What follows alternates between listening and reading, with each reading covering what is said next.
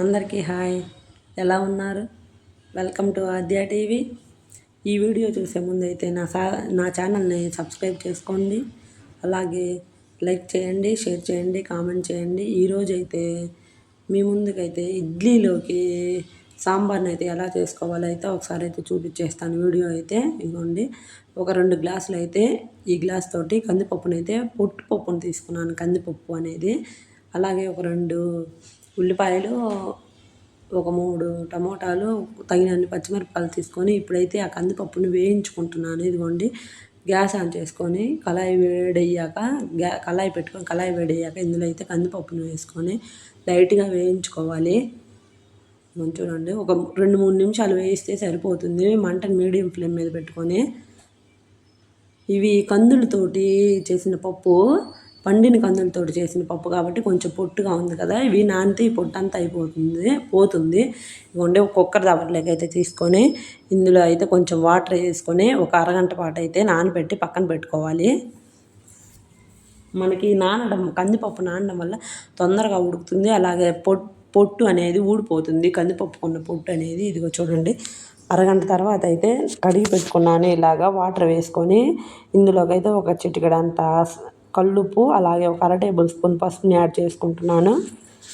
అలాగే పప్పు అనేది పొంగిపోకుండా ఉండేదానికి ఒక టేబుల్ స్పూన్ దాకా ఆయిల్ని అయితే వేసుకుంటున్నాను. ఇగో చూసేయండి. ఇప్పుడైతే మూత పెట్టుకొని గ్యాస్ మీద పెట్టుకొని ఒక 4 లేదా 5 విజిల్ వచ్చే వరకు పప్పుని అయితే ఉడికించుకోవాలి. పప్పు ఉడికింది, పక్కన పెట్టుకున్న ఇదిగో చూడండి, ఇట్లాగా పప్పుని ఉడికించుకోవాలి. ఇప్పుడు ఈ పప్పు ఉడికే లోపు అయితే మనము ఇదిగోండి ఉల్లిపాయలు, అలాగే టమోటాలు, పచ్చిమిరపకాయలని అయితే కట్ చేసి పెట్టుకుందాము. చింతపండుని కూడా నానేసి పెట్టుకున్నాను. అప్పటికప్పుడైతే చింతపండు నానదు కదా, అందుకని ముందుగానే వాటర్లో వేసి పెట్టుకున్నాను చింతపండుని. ఇదిగోండి, పప్పు అయితే ఉడికిపోయింది కదా. ఇప్పుడు పప్పు దబర్ని పక్కన పెట్టుకొని తాలింపు వేసుకోవడానికి అయితే ఇప్పుడు చేస్తున్నాను. గ్యాస్ ఆన్ చేసుకొని దబర పెట్టుకొని దబర వేడయ్యాక ఇందులో సాంబార్కి సరిపడా ఆయిల్ని అయితే వేసుకోవాలి. ఒక 2 లేదా 3 టేబుల్ స్పూన్లు అయితే సరిపోతుంది. అలాగే కొంచెం తాలింపు గింజల్ని ఆయిల్ వేడయ్యాక వేసుకొని ఒక చిటికెడంత కరివేపాకుని వేసి ఒకసారి అయితే మిక్స్ చేయాలి.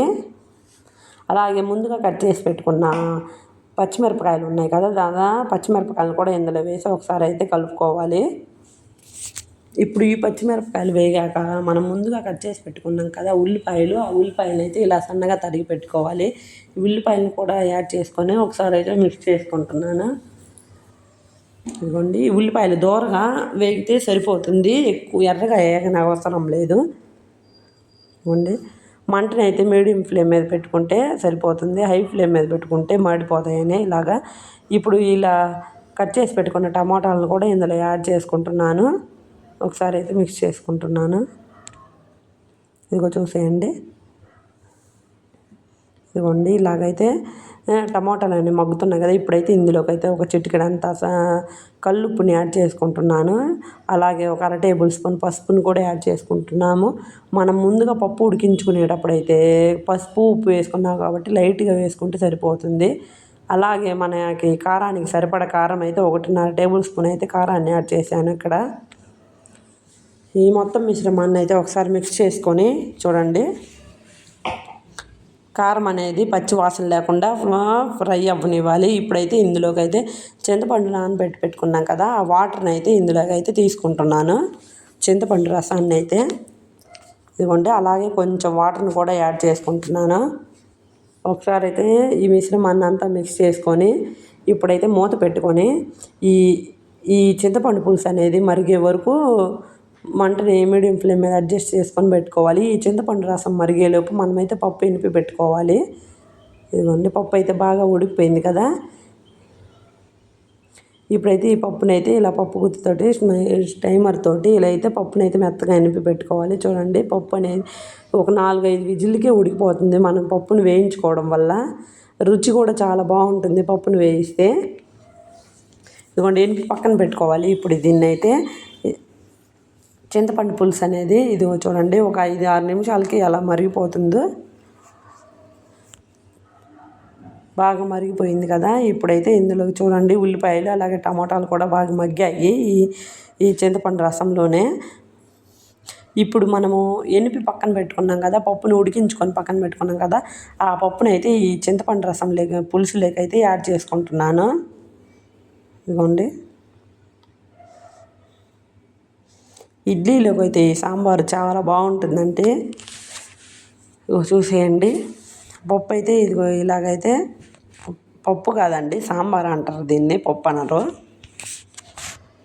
ఇప్పుడైతే మూత పెట్టుకొని ఈ సాంబార్ని అయితే బాగా తెరిలేటట్టుగా కాయించుకోవాలి. ఇదిగో చూడండి ఎలాగైతే తెరులుతుందో ఒకసారి అయితే మిక్స్ చేసేసుకోవాలి. ఇప్పుడైతే ఇందులోకి సాంబార్ పౌడర్ని అయితే కొంచెం యాడ్ చేసుకోవాలి. ఇదిగోండి ఆచి సాంబార్ పౌడర్ అయితే చాలా బాగుంటుంది టేస్ట్ కూడా.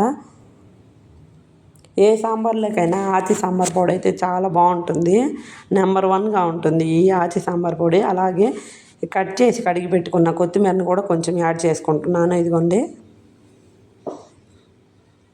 ఇప్పుడైతే మూత పెట్టుకొని ఒక 2-3 నిమిషాల పాటు అయితే ఇంకొంచెం సేపు మరగనివ్వాలి ఈ సాంబార్ని అనేది. ఇదిగోండి సాంబార్ అనేది బాగా మరుగుతుంది కదా, ఇప్పుడు ఇందులోకి అయితే ఇదిగోండి ఒక చిటికెడంతా బెల్లాన్ని అయితే యాడ్ చేసుకుంటున్నాను. ఇడ్లీలోకి సాంబార్ కాబట్టి బెల్లాన్ని యాడ్ చేసుకుంటే టేస్ట్ అనేది బాగుంటుంది. సాంబార్ అనేది పర్ఫెక్ట్గా రెడీ అయిపోయింది. ఇట్లా ఇడ్లీలోకి అయితే చాలా చాలా సూపర్గా ఉంటుందండి. మీరు కూడా ఒకసారి ట్రై చేసి చూడండి ఈ సాంబార్ని. ఇవన్నీ సాంబార్ అనేది రెడీ అయిపోయింది. మీరైనా ఎప్పుడైనా ఒకసారి ట్రై చేసేయండి, మీ ఫ్రెండ్స్కి కూడా షేర్ చేయండి.